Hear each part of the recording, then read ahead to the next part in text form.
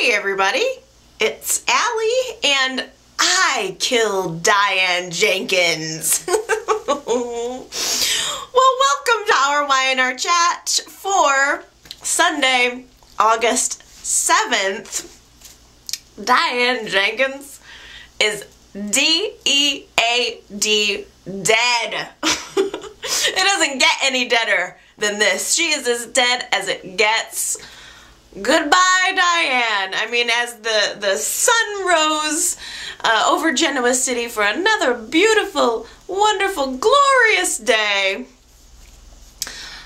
Diane's body was found floating in a stream, upside down, right underneath our now infamous footbridge. I would say, first of all, it was bad enough looking at her floating face down in the water with the back of her head smashed in and blood stained down all the way down the back of her dress.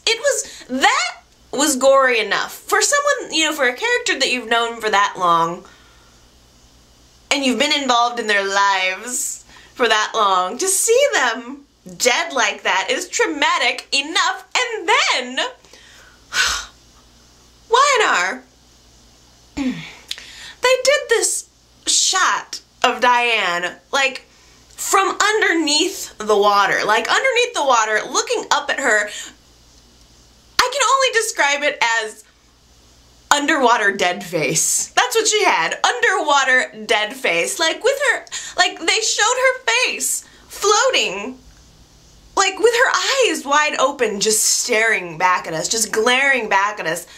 Like, what happened to me? With all of these questions, and it was so intense. Like, I am scarred for life from having seen that. It was too much. It was too much. Like, they did the same thing, the same type of thing when Brad died. They showed his face, like, trapped underneath the ice, and I'm still not over that. That image is burned into my brain forever, and this is right up there with that. I think I will never forget the image of Diane's underwater dead face. It was disgusting. And they kept showing it so many times. They showed it over and over, like flashing back to it constantly. I'm like, enough. I've had enough.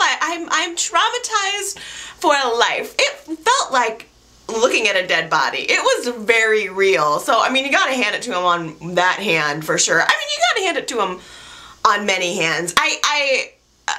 For as completely horrifying as those moments were, this whole week in Y&R was fascinating.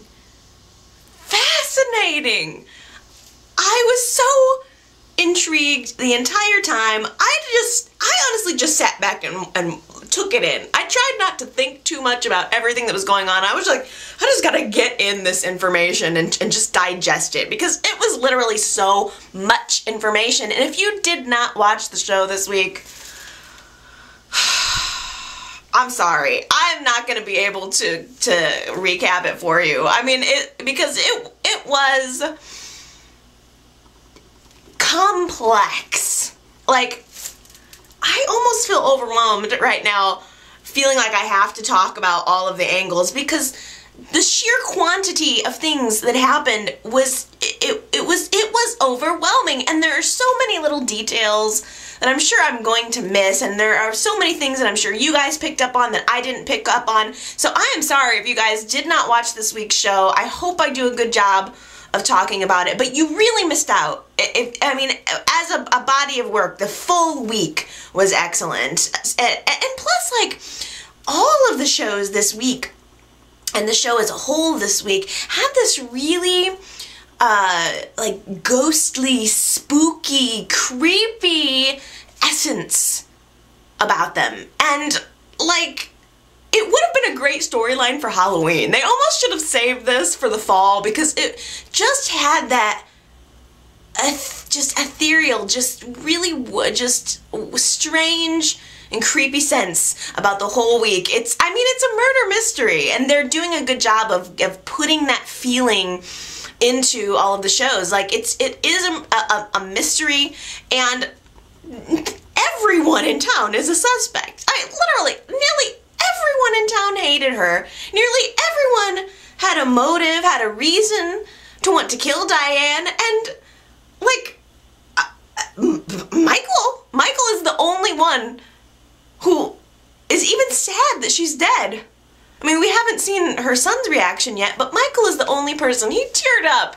He got me this week. He was the only person that you know, has stopped throughout this whole week to go, this is a human being and she's gone now. Everything else about the week was about who did it. I mean, it's the big question on everyone's minds. It was the headline in the Genoa City News. Who killed Diane Jenkins?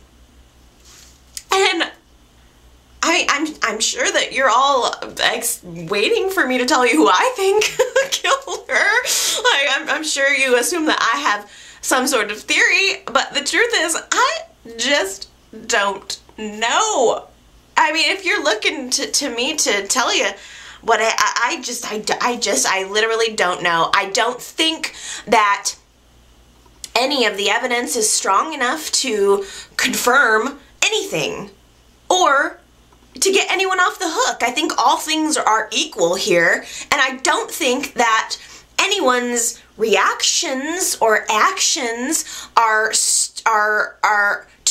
reactions to her death, you know, or actions post her death are any more, you know, suspect or than anyone else's. It's just, it seems like everything is on an equal playing field here, and I just feel like any theories that we might possibly have about this whole thing are just gonna be like a dog chasing its tail. We're just going in circles, because it's like we know everything yet we know nothing. That's how I feel right now. It's so much like, while we're all chasing these, you know, these mainstream issues, and I mean, we're literally getting clues thrown at us left and right, and I feel like that's done intentionally. You know, like we're all chasing these mainstream issues surrounding her death, and the truth is probably something that we haven't even considered yet.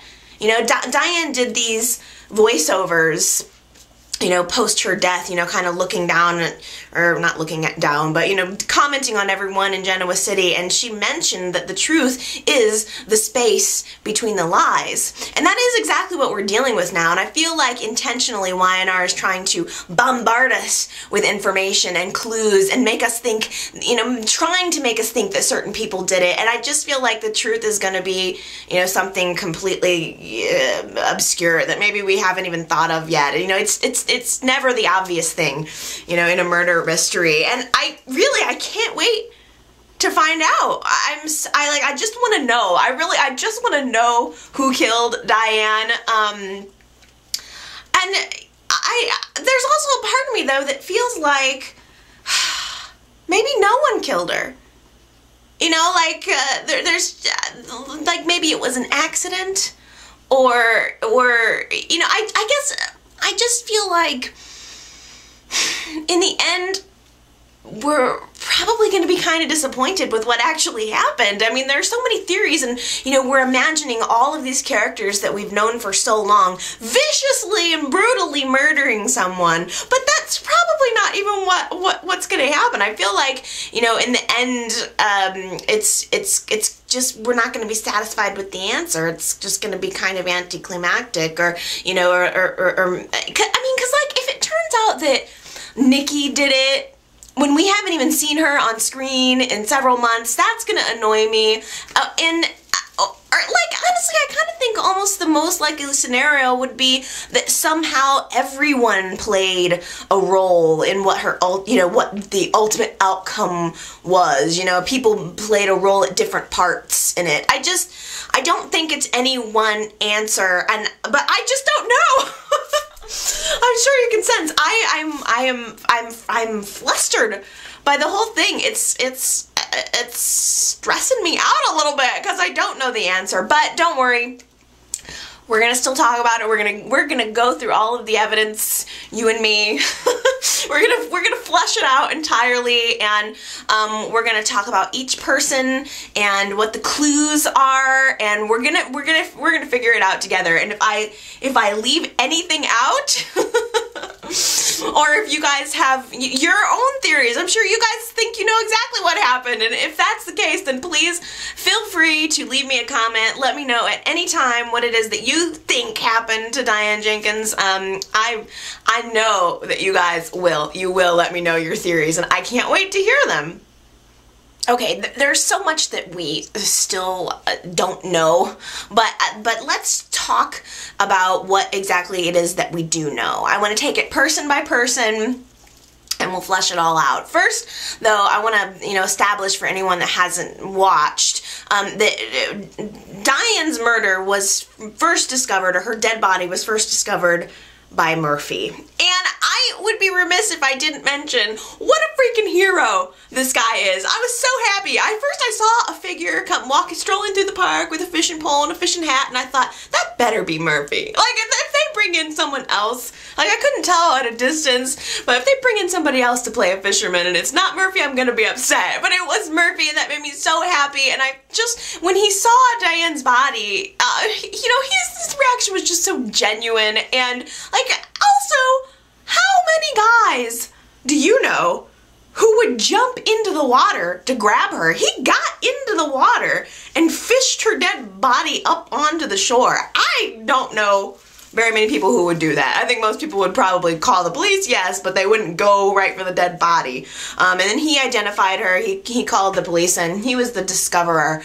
And then slowly it all started to unfold, but in pieces and not chronologically. Which is why it was so, like, jarring. I mean, it definitely kept you guessing. You didn't know exactly what had happened. First we saw everyone waking up the next morning and being very suspicious, and no one wanted to act like they went to the park. Everyone was trying to do their best to pretend like they weren't there, even though Diane had sent this mass text message to everyone, and no one wanted to admit that they got it, no one wanted to admit that they were there.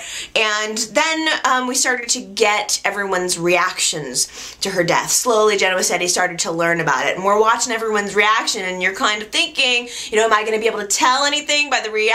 But no, not really. And it wasn't until we slowly started getting flashbacks from that night. It was like for so long it was like a big blank spot of what exactly happened at the park.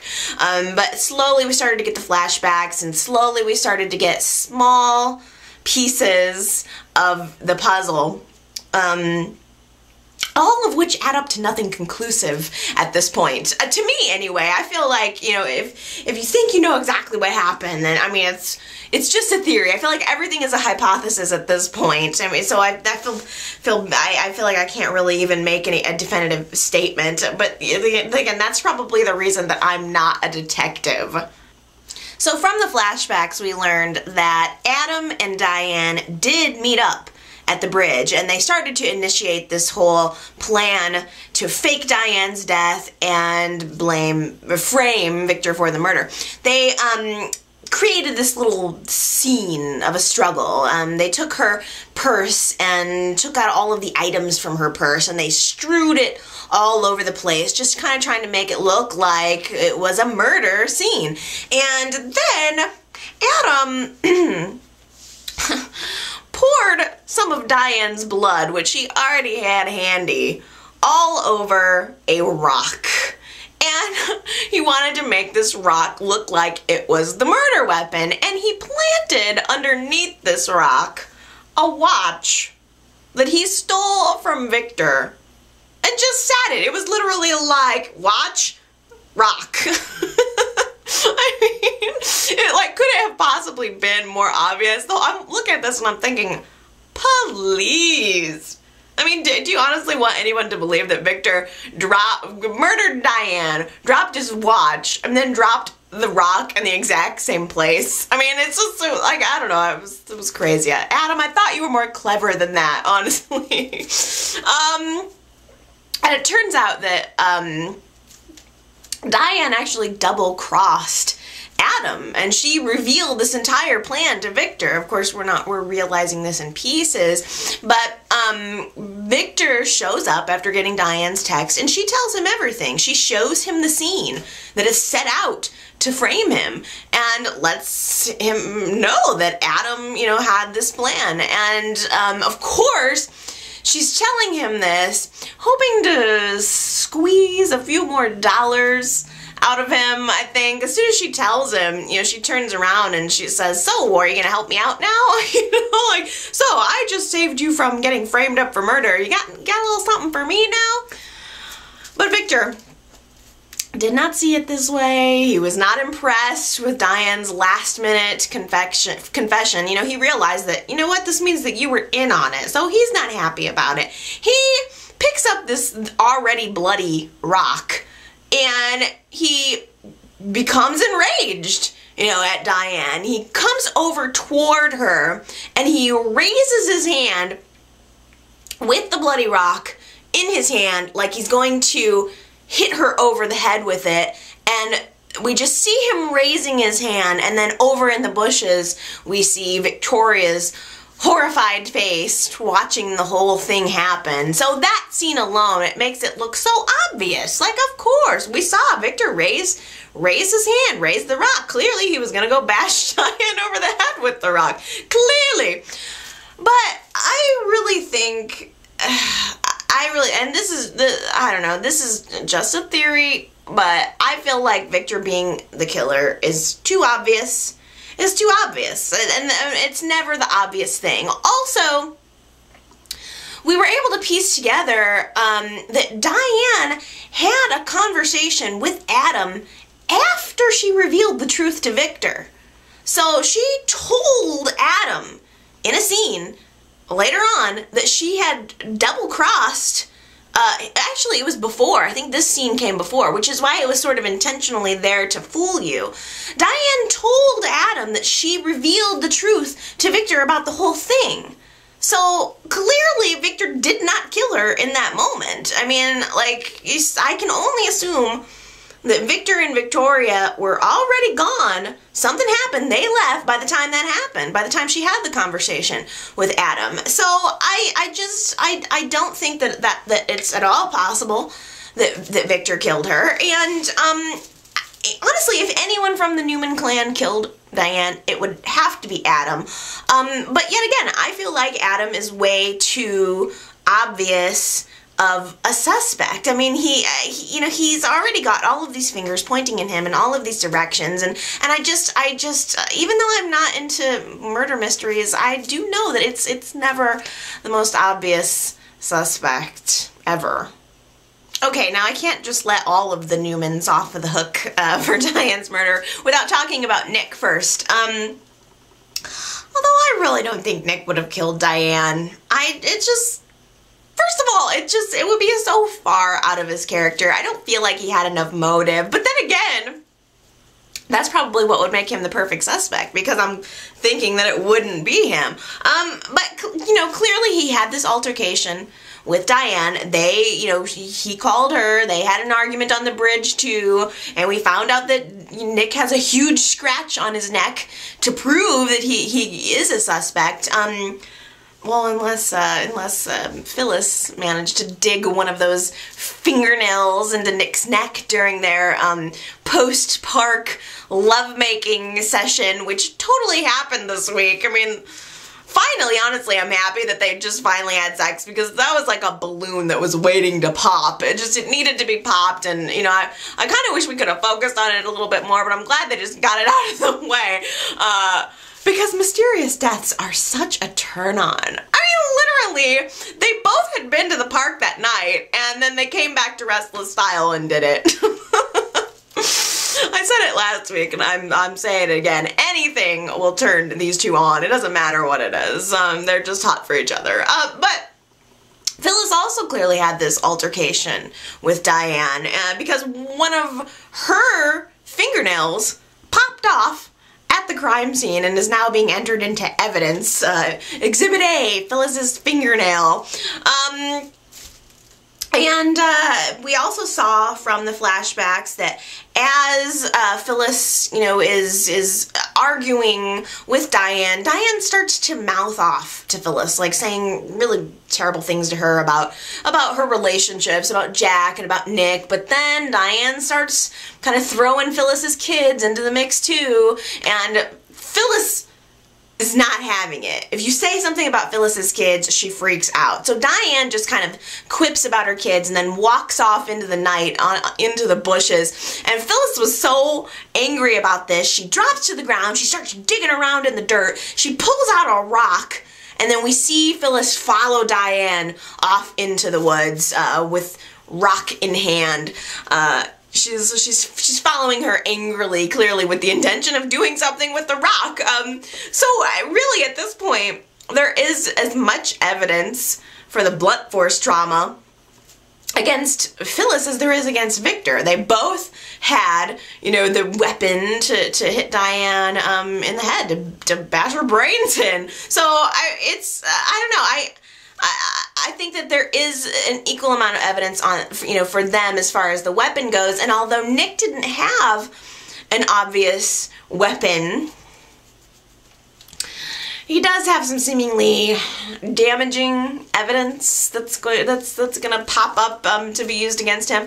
So just before Diane and Nick started to struggle during their altercation, Diane grabs her phone. She presses a few buttons on it, and the phone drops off to the ground, but we see a close-up of the phone, which is dialing Ashley, which I assume is probably just, I guess, the first name who was in Diane's phone. So she just randomly tried to place a phone call. And we're seeing, you know, as Nick and Diane are having this argument, we're seeing that the phone call is being received. Something picked up. Now, whether it was Ashley picking up the phone and hearing this whole thing, or whether it went to voicemail evidence, we don't know that exactly at this point. But of course, as this, you know, this phone is recording everything, Nick just happens to be saying something about how he would kill Diane if she didn't leave his family alone. If you were going to hold me down and force me to pick one most likely suspect, just one person who just, you know, had the means and the motive to kill Diane, in my mind, it would be Ashley, which probably to you seems very unlikely, but here's my reasoning. Number one, Diane has irrefutable evidence against Ashley's daughter, Abby. And we all know what links Ashley will go to in order to make sure that no one finds out about Abby's crime. Number two, Ashley had just found out that Diane and Tucker had slept together, and Diane was making it a point to rub it in all the right ways, really getting underneath Ashley's skin. And number three, Ashley has shown a history of violence toward Diane lately. She slapped her at the coffee house when Diane was going on and on about how she was sleeping with Tucker. And also, we did see one of the flashback scenes between Ashley and Diane. Ashley pushed Diane into the woods. So I think that, you know, I mean, all things considered, I feel like she is probably would be the most likely suspect. Oh, and number four, when Ashley came home from being at the park the morning after, she had her watch was waterlogged, which to me makes it seem like Ashley was probably, whether she did it or not, she was probably one of the last people to have contact with Diane's body. You know, I mean, possibly, I don't know, pushing her into the stream after bashing her over the head with a rock. But that, you know, that to me says Ashley was responsible for how Diane got into the water. But, you know, I mean, again, even though I think that's the sort of the angle against, or the argument against Ashley, I still don't think that Ashley did it. It doesn't seem likely to me, again, because it's too obvious. That just seems too obvious to me. But it doesn't really matter because Ashley was caught on camera. In the park, there was a little security camera in the park that happened to catch her during her confrontation with Diane, which will assuredly be used as evidence against her. Well, until she decides to drop the bomb about that nice little phone message that she got from Nick. Tucker, I love you, but you were a complete tool for 2 reasons this week. First, the morning after Diane died, the park incident, when he and Ashley woke up, they were both sitting out in his office, and they were both kind of lying about where they had been the night before. They were trying to cover up. And Ashley noticed that Tucker had this little leaf in his hair, and she pulled the little leaf out of his hair, and she pulled it out, and without missing a beat, Tucker got all uncomfortable, but like immediately he was like, oh, that must have been from Crimson Lights. You know that low-hanging tree branch that's just outside the front door? Yeah. I mean, it was so, like, give me a break. Yeah, I mean, just the quickness with which he came up with that lame excuse. It was ridiculous. I mean, this week with Diane's death was great, but Tucker's lame-ass excuse about how he got that leaf in his hair, feeling like he needed to make some excuse about why he had a leaf in his hair, that just made me laugh. I don't know why. What a tool. What a tool, he really is. Also, man, he let a girl knock him down. It was bad. It was humiliating. Tucker goes to the park to confront Diane. And he gets so angry with her that he pins her up against a tree and he starts trying to choke her. But Diane just laughs and then, like, throws his weak little girly arms off of her, and then she knocks him down on his ass. Tucker fell into the woods. I mean, like, he got beat up by a girl. I don't know if he's still weak from being in a coma, but jeez. He should have killed her for destroying his dignity like that. Jack feels like the absolute least likely suspect to me. He also went to the bridge to fight with Diane, but in that scene, if you go back and watch it, you'll notice that Diane still had her purse with her. She was still carrying that bag. So that had to have been before Adam showed up to put together the fake death plan, to put that into action, because he took her bag and he scattered all of the items around on the ground and he threw the bag off to the wayside. So at the point when she had the conversation with Jack, she still had that bag, which makes me think that Jack was probably the first person to arrive at the park after Diane sent her mass text, which also means he was probably the first person to leave. So I think that Jack is probably the least likely suspect. Besides, Jack wouldn't have killed Kyle's mother.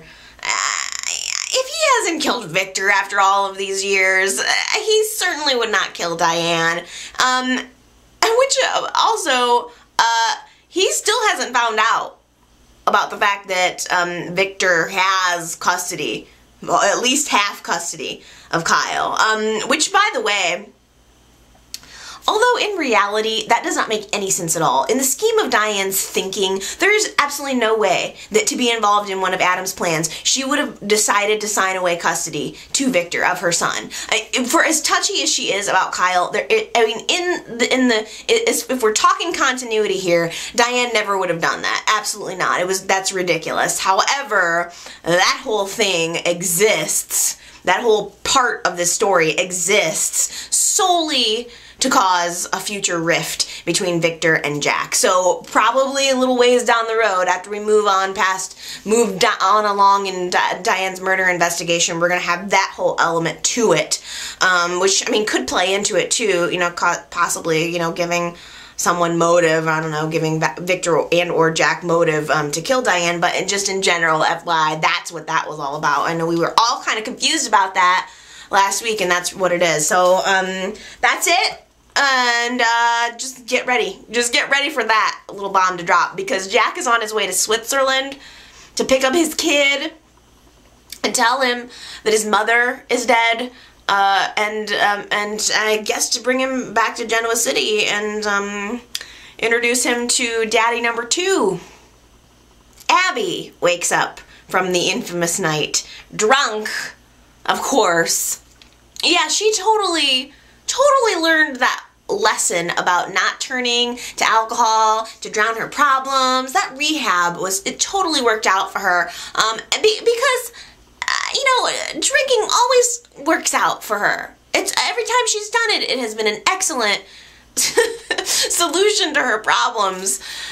You know, to me, Abby does not seem like the most likely suspect either.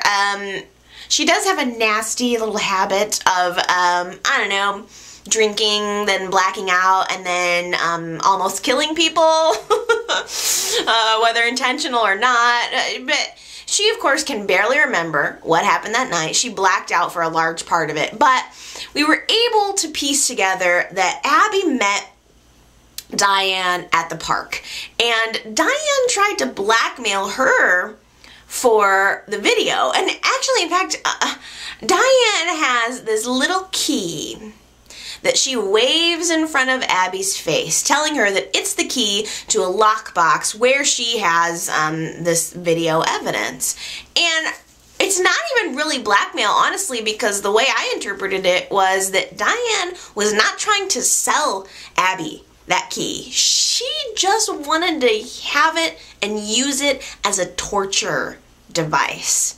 She just wants Abby to know that Diane has it, and that at any time she could absolutely, you know, just destroy her life with this evidence. And unluckily for Diane, this is an interesting little facet. That tiny little key was found in her mouth after she died. So an implication that the murderer shoved this key down Diane's throat. But see, the thing is, Abby wouldn't kill Diane and then shove the key down her throat. Abby would kill Diane, take the key, and then try to find the video.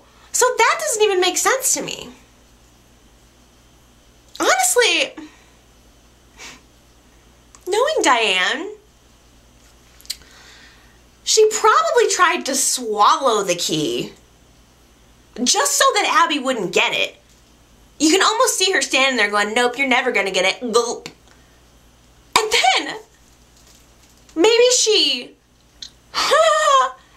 choked on it and then kind of stumbled backward toward the creek, fell, hit her head, blacked out, slid into the stream, and drowned. Yes! You guys, I bet that is exactly what freaking happened. Oh my god, Diane choked on the key. Oh my god, Diane choked on the key, hit her head, fell into the stream, drowned. Okay. I said that I had no idea what happened and that any theories that I was going to throw out there were going to be pointless, like a dog chasing his tail, but I don't care. That's my official theory. That is it. That is my official theory right here, and I bet you, oh my god, that is exactly how it happened. Mark my words. Well, it's not up to me to solve this case, luckily, because, first of all, Paul is on the scene. And Paul has yet to meet a case that he has not been able to crack. And more importantly, you guys, the FBI had to call in a special agent to take on this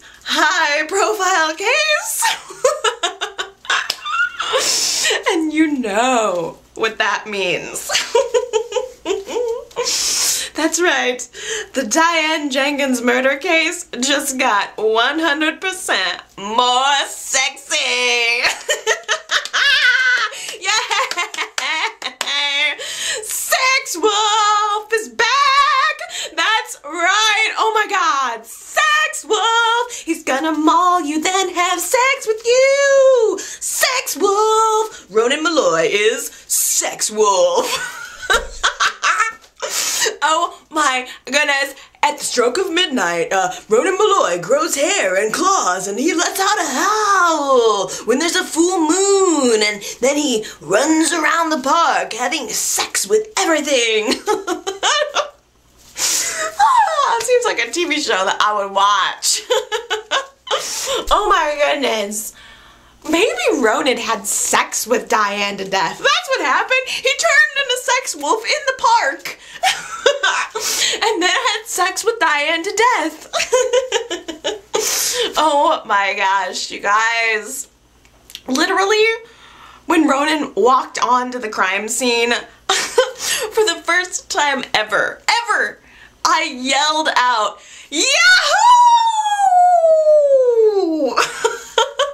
I have never in my life had an excuse or a reason or ever yelled out the word Yahoo.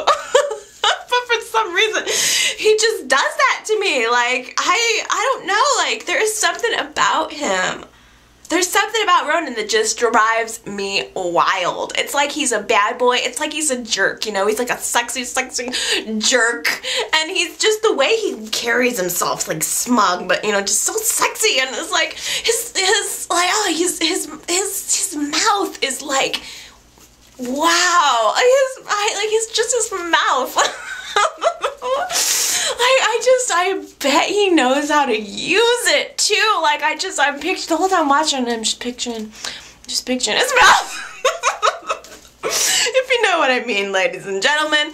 I'm sorry, he's like, it's ridiculous. That's all I can even think about now. Like, that's all I can think about after he came onto the scene. Every scene, he was questioning all the people in Genoa City, you know, getting their statements, and the whole time, like, I don't really care. I just want to see Sex Wolf. I mean, like, on the left side of my brain, was to solve Diane Jenkins' murder, and I also can't wait to find out his reasoning for leaving town after the long liver grift.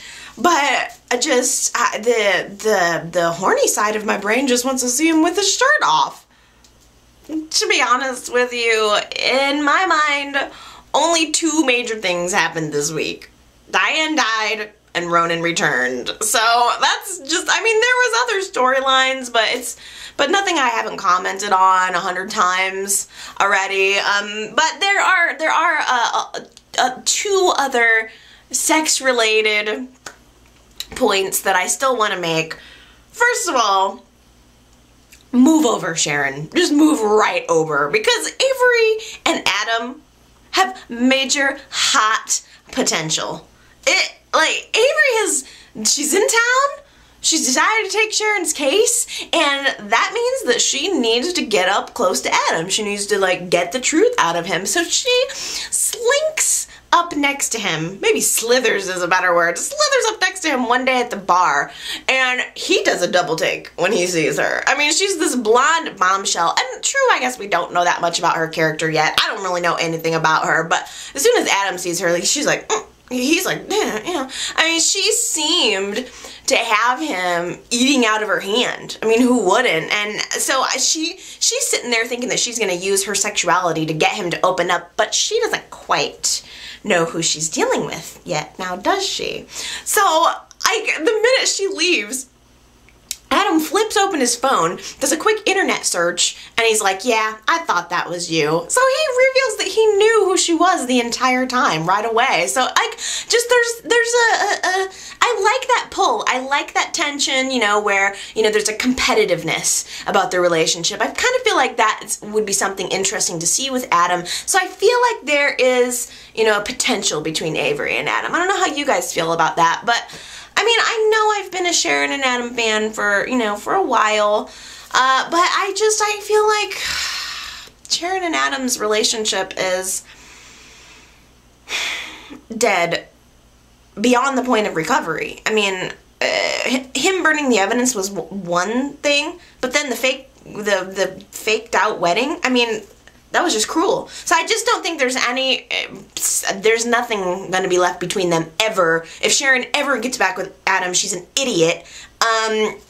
So again, and like, I guess plus the thing is, it would be interesting to see Adam with somebody who is on par with him in the cunning department. You know, like, you know, the dynamic of Sharon and Adam's relationship was always him trying to be a better person, you know, in order for her, you know, him trying to make himself better for her.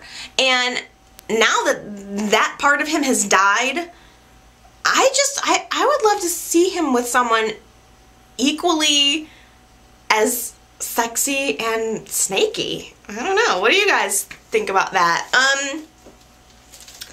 Speaking of getting it on, I've been meaning to say this for weeks, and a couple of you guys have actually mentioned this to me, so you are 100% responsible for planting this seed in my head, or I probably would never have figured it out on my own.